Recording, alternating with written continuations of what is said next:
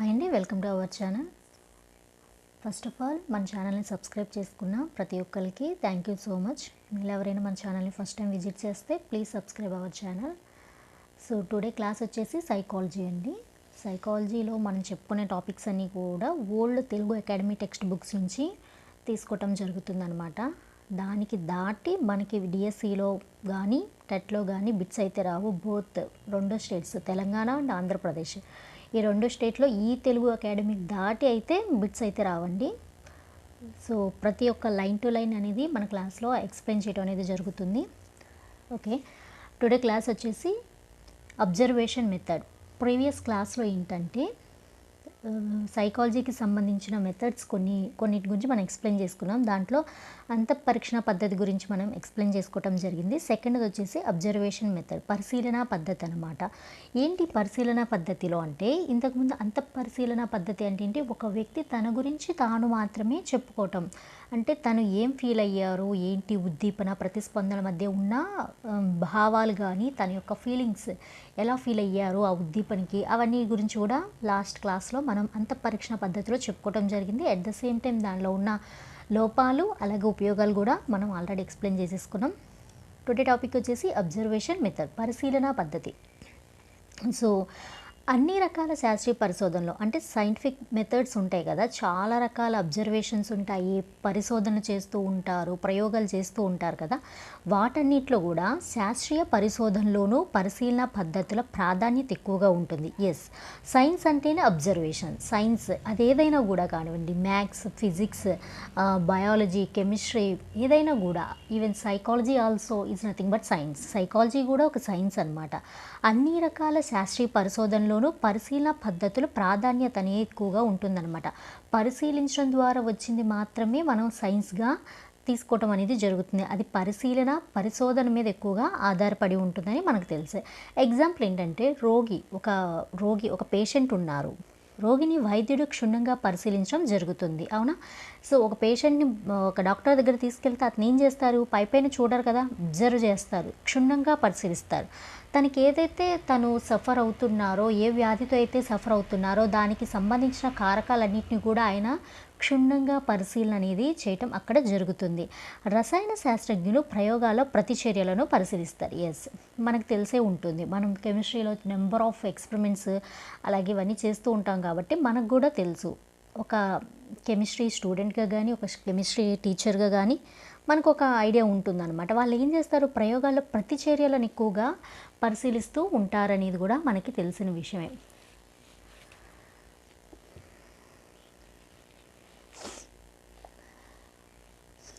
అదేవిధంగా ఏంటంటే, ఇక్కడ మనోవిజ్ఞాన శాస్త్రం కూడా నథింగ్ బట్ సైన్స్ అని మనం చెప్పుకోవటం జరిగింది కదా. ఈ మనోవిజ్ఞాన శాస్త్రంలో కూడా ఏం జరుగుతుంది అంటే,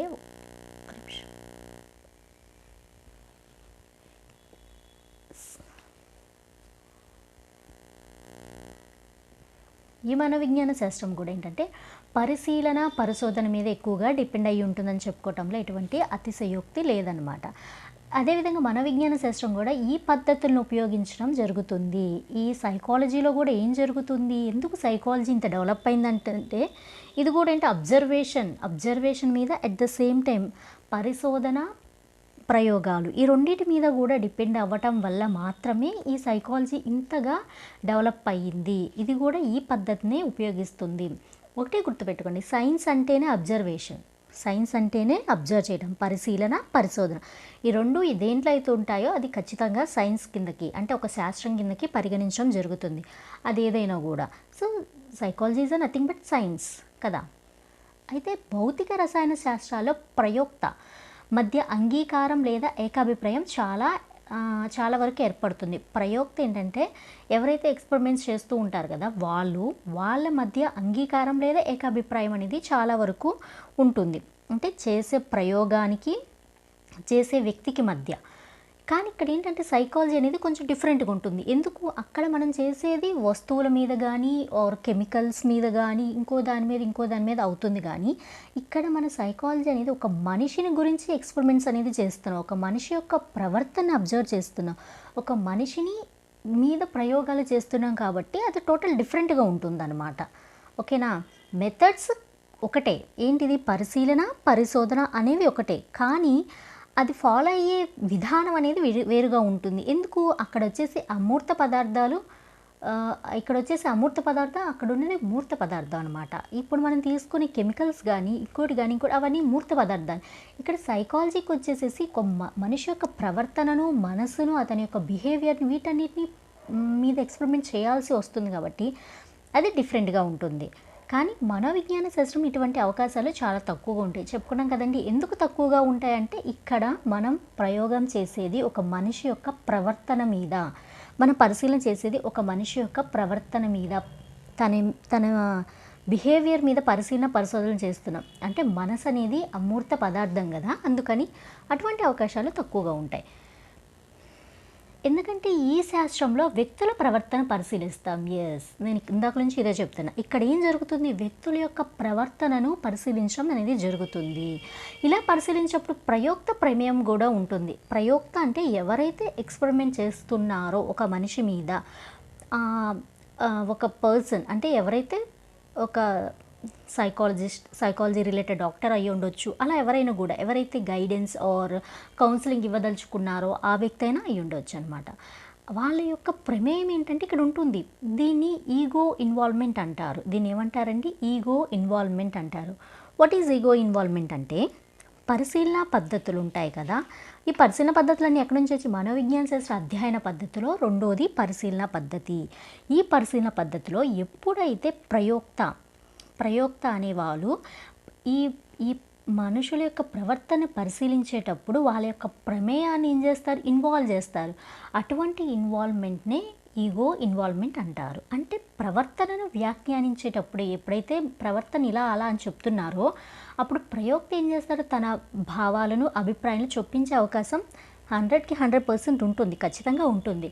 సో అతని యొక్క ప్రవర్తన మనం ఎక్స్‌ప్లెయిన్ చేస్తున్నారు వేరే వాళ్ళకి. ఆ టైంలో ఎవరైతే అబ్జర్వ్ చేశారో ఆయన ఏం చేస్తారు? తన ఓన్ ఫీలింగ్స్‌ని చెప్తారు. ఆ పర్సన్ యొక్క ప్రవర్తననే కాకుండా ఆ పర్సన్ మీద తనకున్న అభిప్రాయాన్ని కూడా ఏం చేస్తారు? యాడ్ చేస్తారు.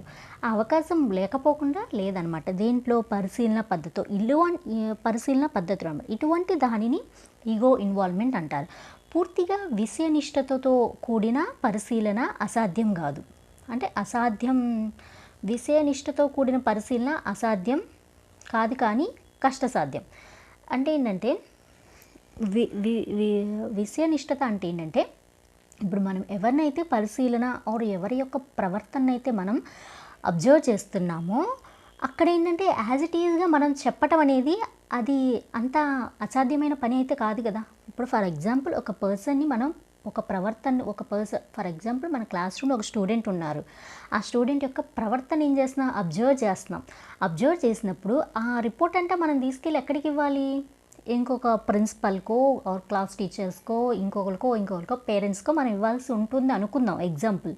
సో ఆ వ్యక్తి యొక్క ప్రవర్తన మనం అబ్జర్వ్ చేస్తున్నప్పుడు అప్పుడు మనం ఏం చేస్తాం? ఆటోమేటిక్గా మన యొక్క భావాలను, అభిప్రాయాలను, అంటే ఆ స్టూడెంట్ మనకి ఇష్టమైన వ్యక్తి అయినా ఆర్ అయిష్టమైన వ్యక్తి అయితే పాజిటివ్గా మన అభిప్రాయాలు, భావాలు చెప్తాం. అదే అయిష్టమైన వ్యక్తి అయితే నెగిటివ్గా భావాలు, అభిప్రాయాలు చెప్తాం. అంటే ఇక్కడ విషయనిష్టత అనేది మిస్ అవుతుంది. అవునా? దాంతో అంటే ఉన్నది ఉన్నట్టుగా చెప్పడానికి అవకాశాలు చాలా తక్కువ. అంటే పరిశీలన అసాధ్యం కాదు. అవునా? తనని ఉన్నది ఉన్నట్టుగా మనం అబ్జర్వ్ చేసి తన ప్రవర్తన ఉన్నది ఉన్నట్టుగా మనం ఎటువంటి మన భావాలను కానీ, అభిప్రాయాలు కానీ ఇన్వాల్వ్ చేయకుండా చెప్పటం అనేది అసాధ్యమైతే కాదు కదా, సాధ్యమే కదా. కానీ కష్టసాధ్యం, కానీ కొంచెం కష్టం. ఎందుకంటే అక్కడ ఈగో ఇన్వాల్వ్‌మెంట్ అనేది ఖచ్చితంగా వచ్చి చేరుతుంది. అందుకని సాధారణంగా ఈ పద్ధతిని అవలంబించే వారికి కొంత శిక్షణ అవసరం ఉంటుంది.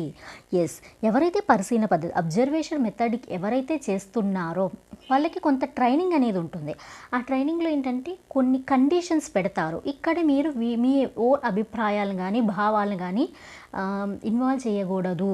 మీ ఎమోషనల్స్ని ఇన్వాల్వ్ చేయకూడదు. మీది ఏదైతే ఉందో అది పక్కన పెట్టేయాలి. మీరు ఏదైతే అబ్జర్వ్ చేస్తారో అది మాత్రమే రిపోర్ట్ ఇవ్వాలని, ఇలాంటివన్నీ కూడా ఈ సెక్షన్లో చెప్పడం అనేది జరుగుతుందన్నమాట.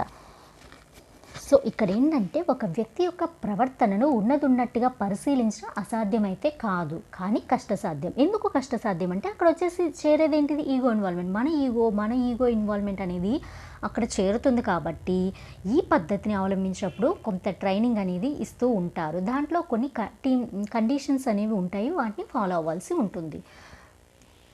అయితే ఈ పద్ధతులు ఏంటంటే ప్రవర్తనను ఉన్నదున్నట్లుగా గ్రహించటం పరిశీలన అని చెప్పవచ్చు. ఎస్, ఒక వ్యక్తిని మనం పరిశీలిస్తున్నప్పుడు తన యొక్క బిహేవియర్ని ఎట్లా మనం చూస్తున్నాం, యాజ్ ఇట్ ఈజ్గా చూస్తున్నాం, ఉన్నది ఉన్నట్టుగా ఏం చేస్తున్నాం, అబ్జర్వ్ చేస్తున్నాం, దాన్నే పరిశీలన అని చెప్పొచ్చు. పరిశీలన అంటే అంతే కదండి, మనం ఒక వస్తువుని కానీ, ఒక పర్సన్ కానీ, ఒక యానిమల్ కానీ, ఇంకా ఏదైనా కూడా మనం చూస్తున్నప్పుడు ఉన్నది ఉన్నట్టుగా ఏదైతే మనం యాజ్ ఇట్ ఈజ్గా చూస్తామో that is nothing but observation. అది ఒకటే అబ్జర్వేషన్ అంటారు. ఇతరులు వ్యక్తపరిచే ప్రవర్తనను ప్రత్యక్షంగా పరిశీలించడం ఈ పద్ధతుల యొక్క ముఖ్య ఉద్దేశం. ఎస్, వేరే పర్సన్ మనం అబ్జర్వ్ చేయదలుచుకున్నాం, అతని యొక్క ప్రవర్తన ఏదైతే ఉందో మనం ఏం చేస్తున్నాం, పరోక్షంగా వేరే థర్డ్ పర్సన్ నుంచి మనం తీసుకోవట్లే రిపోర్టు, మనమే ఆ పర్సన్ని ప్రత్యక్షంగా పరిశీలిస్తున్నాం. తన మాట తీరు ఎలా ఉంటుంది, తన బిహేవియర్ ఎలా ఉంటుంది, అంటే ఇప్పుడు మనం అబ్జర్వ్ చేస్తున్నాం కాబట్టి మన ముందు ఎలా ఉంటున్నారో మన వెనక ఎలా ఉంటున్నారు, ఇవన్నీ కూడా మనం ఎలా చేస్తున్నాం, ప్రత్యక్షంగా మనమే పరిశీలిస్తున్నాము, థర్డ్ పర్సన్ నుంచి రిపోర్ట్ అయితే తీసుకోవట్లేదు. ఇలాంటి పరిశీలన ఏంటంటారు, పరిశీలన పద్ధతి అంటారు. ప్రత్యక్షంగా పరిశీలించడమే ఈ పద్ధతి. ఏ పద్ధతి, పరిశీలన పద్ధతి యొక్క ముఖ్య ఉద్దేశం. అంటే ఏంటంటే ఏదో ఒక ఉద్దీపనకు ఒక వ్యక్తి ప్రతిస్పందిస్తున్నప్పుడు అతడు వ్యక్తం చేసే ప్రవర్తన లేదా ప్రవర్తన అంశాలను పరిశీలించడం జరుగుతుంది. ఎస్, అక్కడ మనం ఏంటంటే నార్మల్గాను అంటే మామూలుగాను ఒక వ్యక్తిని పరిశీలించవచ్చు. అట్ ద సేమ్ టైం కొన్ని ఉద్దీపనలు అతనికి క్రియేట్ చేసి కొన్ని ఉద్దీపనలు అనేవి చొప్పించి ఆ ఉద్దీపనలకు అతను ఎలా ప్రతిస్పందిస్తున్నాడు అనేది కూడా అతని వ్యక్తం చేసే ప్రవర్తనలు, అంటే అతను ఎలా బిహేవ్ చేస్తున్నారు, ఆ బిహేవ్ చేయడానికి కారణమైన అంశాలను కూడా మనం అక్కడ పరిశీలించడం అనేది జరుగుతుంది. ఎక్కడ, పరిశీలన పద్ధతిలో. అయితే పరిశీలన పద్ధతులు అగైన్ ఎన్ని రకాలు ఉన్నాయంటే 4 టైప్స్ ఉన్నాయన్నమాట. సాధారణంగా పరిశీలన పద్ధతులు 4 రకాలు అనమాట. అవి ఏంటంటే అంటే పరిశీలన అనేది ఏంటంటే డిపెండింగ్ అపాన్ సిచ్యువేషన్ బట్టి కూడా ఉంటుంది కాబట్టి, పర్సన్ బట్టి, సిచ్యువేషన్ బట్టి ఇలా చాలా ఉంటాయి కాబట్టి దాన్ని బేస్ చేసుకొని ఈ పరిశీలన పద్ధతిని 4 రకాలుగా డివైడ్ చేయటం అనేది జరిగింది. ఏంటవి అంటే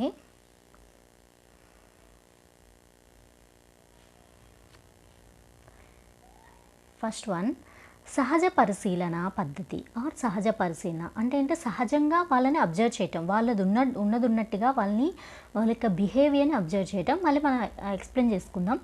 నియంత్రిత పరిశీలన అంటే కంట్రోల్డ్గా అబ్జర్వ్ చేయటం. తర్వాత సంచారిత పరిశీలన, వాళ్ళతో పార్టిసిపేట్ చేస్తూ అబ్జర్వ్ చేయటం. అసంచారిత పరిశీలన అంటే పార్టిసిపేట్ చేయకుండా కూడా అబ్జర్వ్ చేయటం. సహజంగా ఏంటంటే ఉన్నట్టుగా న్యాచురల్గా వాళ్ళని అబ్జర్వ్ చేయటం ఒకటి సహజ పరిశీలన పద్ధతిలో. ఫస్ట్ది సహజ పరిశీలన, సెకండ్ది నియంత్రిత అంటే కంట్రోల్ సిచ్యువేషన్లో వాళ్ళని పెట్టి వాళ్ళని అబ్జర్వ్ చేయటం. ఇంకొకటి సంచరిత పరిశీలన, ఫోర్త్ వన్ అసంచరిత పరిశీలన. ఇవన్నీ కూడా పరిశీలన పద్ధతిలో 4 రకాలుగా డివైడ్ చేయడం అనేది జరిగింది. ఫస్ట్ వన్ వచ్చేసి సహజ పరిశీలన. పరిశీలన పద్ధతిలో ఫస్ట్ వన్ సహజ పరిశీలన.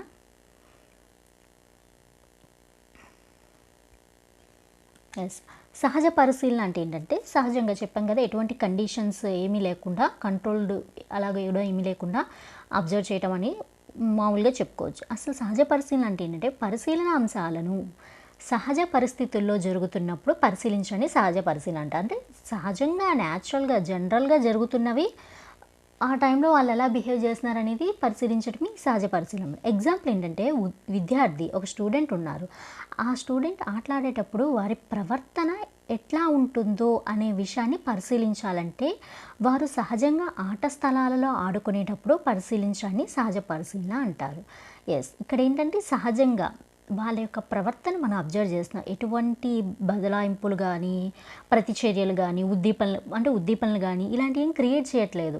అక్కడ ఏం చేస్తున్నాం, ఒక స్టూడెంట్ ఆటలాడేటప్పుడు, గేమ్స్ ఆడేటప్పుడు ఎలా ఉంది అనేది మనం చూడాలి, అబ్జర్వ్ చేయాలి, అది మన పని. సో ఆటలాడేటప్పుడు వాళ్ళ ప్రవర్తన ఎలా ఉంటుంది అనే విషయాన్ని మనం పరిశీలించాలనుకుంటున్నాం. అదే మన ముందున్న పరిశీలన టాస్క్ అనుకుందాం. అయితే వారు సహజంగా ఆట స్థలంలో ఆడుకునేటప్పుడు పరిశీలించాలి. అలాంటి దాన్ని సహజ పరిశీలన అంటారు. సహజ పరిశీలనలో పరిశీలింపబడే వారికి తాము పరిశీలింపబడుతున్నామని తెలియదు, తెలియకూడదు కూడా. ఎందుకని? వాళ్ళు న్యాచురల్‌గా వాళ్ళని అబ్జర్వ్ చేస్తున్నాం మనం. వాళ్ళ యొక్క న్యాచురల్ బిహేవియర్ ఏంటి? వాళ్ళ యొక్క ఉద్వేగాలు, ఎమోషన్స్ ఏంటి? వాళ్ళు ఇతరులతో ఎలా ఉంటున్నారు? ఎలా బిహేవ్ చేస్తున్నారు? ఎలాంటి ఆటలు ఆడుతున్నారు? ఎలాంటి మాటలు మాట్లాడుతున్నారు? సో, కరెక్ట్‌గా ఆడుతున్నారా? లేదా? కొన్ని ఉంటాయి కదా! కరెక్ట్‌గా ఆడకుండా రూల్స్ అండ్ రెగ్యులేషన్స్ పాటిస్తున్నారా లేదా? ఇలా చాలా ఉంటాయన్నమాట. వీటన్నిటిని మనం అబ్జర్వ్ చేయాలంటే మనం అబ్జర్వ్ చేస్తున్నట్టు అక్కడ తనకి తెలియకూడదు. తెలియకూడదు కూడా. సో, ఇటువంటి పరిశీలన ఏమంటారు? సహజ పరిశీలన అంటారు. ఇది పరిశీలన పద్ధతిలో ఒక రకమైన పరిశీలన అనమాట. సెకండ్ వన్ వచ్చేసి నియంత్రిత పరిశీలన. సెకండ్ వన్ నియంత్రిత పరిశీలన. ఏంటి నియంత్రిత పరిశీలన అంటే? పరిశీలన అనే దీని యొక్క నేమ్‌లోనూ ఉంది. నియంత్రణ అంటే కంట్రోల్ చేసి అబ్జర్వ్ చేయటం అని కూడా మనం ఒక రకంగా చెప్పుకోవచ్చు. అవునా? ఏంటంటే ఇక్కడ నియంత్రణ పరిశీలన సహజ పరిస్థితులు ఏర్పడటం చాలా అరుదుగా ఉంటుంది. అన్ని వేళలా సహజ పరిస్థితుల్లో అబ్జర్వ్ చేయటం అనేది చాలా కష్టం. చాలా అరుదు కూడా. రేర్‌గా జరిగే సిట్యుయేషన్స్ అనమాట అవన్నీ కూడా. అటువంటి పరిస్థితుల కోసం ఏంటంటే అంటే సహజంగా అబ్జర్వ్ చేయటం కుదరని పరిస్థితుల్లో కోసం వేచి ఉండటం కాలయాపనతో కూడుకున్న పని. అంటే వాళ్ళు ఆటలాడుకునేంత వరకు మనం ఉండాలంటే వాళ్ళకి గేమ్ ఆడుకునే టైం అది ఏదైతే ప్లే గ్రౌండ్‌లో వాళ్ళు ఆడుకునే టైం వాళ్ళకి ఉండొచ్చు, ఉండకపోవచ్చు. చాలా టైం అనేది అక్కడ వేస్ట్ అయిపోతుంది కాబట్టి మనకున్న టైం పీరియడ్‌లో ఆ పర్టికులర్ పర్సన్ యొక్క బిహేవియర్‌ని అబ్జర్వ్ చేయాలి అంటే అక్కడ మన నియంత్రణ పరిశీలనను ఆశ్రయించాల్సి ఉంటుంది. ఎందుకు? సహజ పరిస్థితులు అనేవి చాలా రేర్‌గా ఉంటాయి కాబట్టి అలాంటి టైంలో పరిస్థితుల కోసం ఉండటం అంటే టైంతో కూడుకున్న పని. అంటే టైం వేస్ట్ అవుతుంది కదా! అందుకని నియంత్రణ వాతావరణంలో పరిశీలన అంశాన్ని గమనించవచ్చు. కంట్రోల్డ్ సిట్యుయేషన్స్‌ని ఒకటి పెట్టేసేసి అక్కడ మనం అబ్జర్వ్ చేయొచ్చు. ఈ పద్ధతిలో ఏంటంటే కృత్రిమంగా పరిశీలన సన్నివేశాలను కల్పించి ఆయా సన్నివేశాల ప్రవర్తనను గమనించడం జరుగుతుంది. ఇక్కడ ఏది కూడా న్యాచురల్‌గా ఉండదు. అక్కడ పద్ధతులు గానీ, అక్కడున్న సన్నివేశాలు అన్నీ కూడా ఏంటంటే అప్పటికప్పుడు మనం క్రియేట్ చేసినవన్నమాట. న్యాచురల్‌గా ఉండవు. ఆ పర్టిక్యులర్ సన్నివేశాలలో అతని యొక్క ప్రవర్తనను ఆర్ ఆమె యొక్క ప్రవర్తనను గమనించడమే నియంత్రణ పరిశీలన. ఇక్కడ నియంత్రిస్తున్నారు. ఏంటి సహజంగా వాళ్ళని పరిశీలించడానికి సహజమైన పరిస్థితులు నియంత్రించి, కృత్రిమమైన పరిశీలన కోసం సన్నివేశాలను కల్పించి అక్కడ కృత్రిమంగా వాళ్ళ యొక్క ప్రవర్తనను అబ్జర్వ్ చేస్తున్నారు కాబట్టి ఇటువంటి పరిశీలనను నియంత్రణ పరిశీలన ఆర్ నియంత్రిత పరిశీలన అంటారు. కంట్రోల్ చేస్తూ వాళ్ళ యొక్క బిహేవియర్‌ని ఇక్కడ ఏం చేస్తున్నారు? అబ్జర్వ్ చేస్తున్నారు కాబట్టి.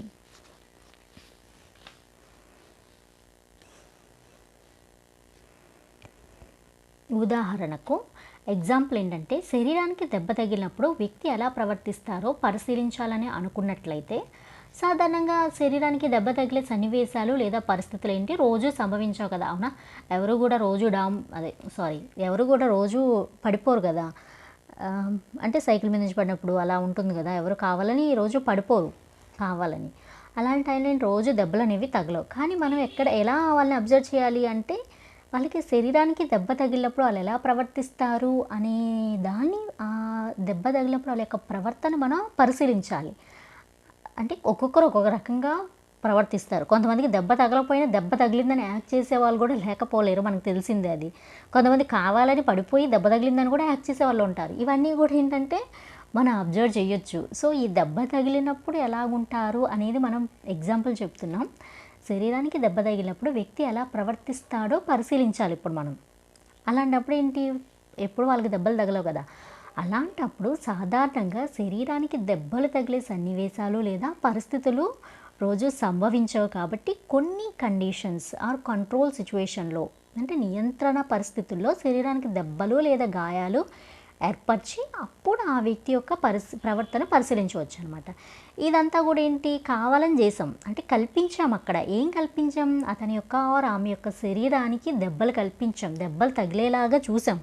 అక్కడ కావాలని అక్కడ దెబ్బలు తగిలే సిచ్యువేషన్ అయితే లేదు. కానీ మనం ఏం చేసాం? దెబ్బలు తగిలేలాగా చేసాం కాబట్టి ఇది కల్పించిన పరిస్థితి కాబట్టి ఈ విధంగా కల్పించి పరిశీలించడాన్ని నియంత్రణ పరిశీలన అంటారు. కంట్రోల్డ్ అక్కడ అంటే సహజ పరిశీలన కంట్రోల్ చేసి అసహజ పరిశీలన కల్పించి అంటే అసహజ సన్నివేశాలను కల్పించి మనం అబ్జర్వ్ చేస్తున్నాం. ఓకేనండి. ఎందుకు నియంత్రణ కంట్రోల్ అంటే సహజంగా ఉన్న పరిస్థితులు లేవు అక్కడ. మనకి అది టైంతో కూడుకున్న పని. కానీ ఆ వ్యక్తి యొక్క ప్రవర్తన దెబ్బ తగిలినప్పుడు ఎలా ఉంటాడు అనేది మనం చూడాలి కాబట్టి కొన్ని కండిషన్స్ ప్రకారం, కొన్ని నియంత్రణ పరిస్థితుల్లో శరీరానికి దెబ్బ తగిలేలా చూసి అప్పుడు అతని యొక్క ప్రవర్తనను అబ్జర్వ్ చేస్తున్నాం. కల్పించిన సన్నివేశాలలో అతన్ని పరిశీలించడం జరుగుతుంది కాబట్టి అటువంటి పరిశీలనను నియంత్రిత పరిశీలన అంటారు. నెక్స్ట్ వన్,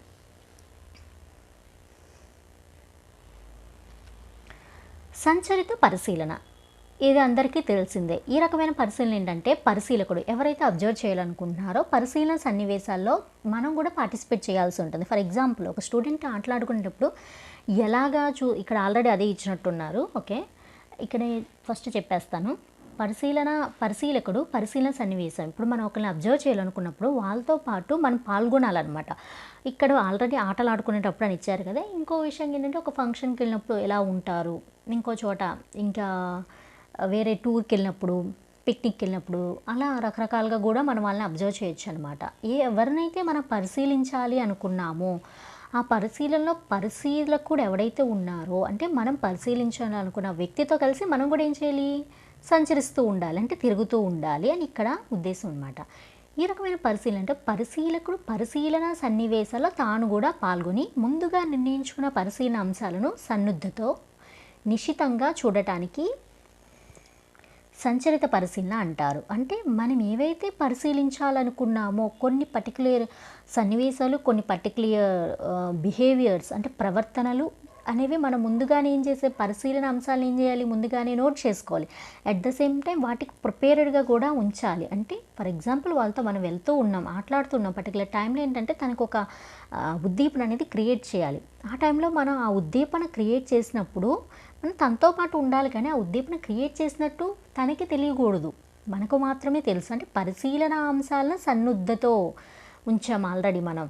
నిశితంగా అంటే క్షుణ్ణంగా చూడాలి అంటే ఈ సంచారిత పరిశీలన పార్టిసిపేట్ చేస్తూ వాళ్ళని అబ్జర్వ్ చేయడం అనేది జరుగుతుంది. ఎగ్జాంపుల్ ఏంటంటే ఒక టీచర్ ఉన్నారు, ఆయన ఏంటంటే ఆటలాడేటప్పుడు స్టూడెంట్స్ వ్యక్తం చేసే ఉద్వేగాలు అంటే వాళ్ళు కోపం, ఆనందం ఇలా చాలా చాలా ఉద్వేగాలు అనేవి వాళ్ళు ఎక్స్ప్రెస్ చేస్తూ ఉంటారు కదా.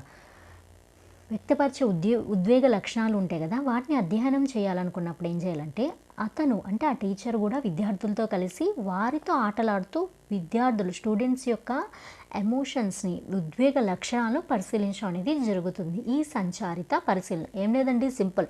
ఎవరినైతే మనం అబ్జర్వ్ చేయాలనుకున్నామో వాళ్ళతో కలిసి మనం కూడా ఉండాలి.